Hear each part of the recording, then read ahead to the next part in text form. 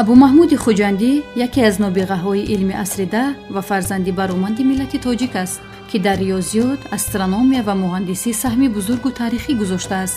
ӯ дар асри даҳ дар шаҳри хуҷанд ба дунё омадааст. абу маҳмуди хуҷандӣ обсерватория бузург таъсис дод ва секстанти девориро ихтироъ кард, ки яке аз дақиқтарин асбобҳои астрономии замони худ ба шумор мерафт. бо ёрии ҳамин таҷҳизот соли 994 ӯ кунҷи майли замин эклиптикаро ба таври дақиқан андозагирӣ намуд. ин натиҷаҳо садсолаҳо баъд бо рӯи кор омадани дастгоҳҳои муосири соҳавӣ аз ҷониби олимони аврупо низ тасдиқ шуданд. ҳадс зада мешавад, ки ӯ аз ҷумлаи аввалин олимонест, ки қонуни синусҳои сферикиро баён кардааст, қонуне ки дар астрономия ва геодезия то имрӯз истифода мешавад. хуҷандӣ астролябҳо, мувозинсозиҳои астрономӣ ва шабаҳои нави ҳисобкунии ҷирмҳои осмониро офарид.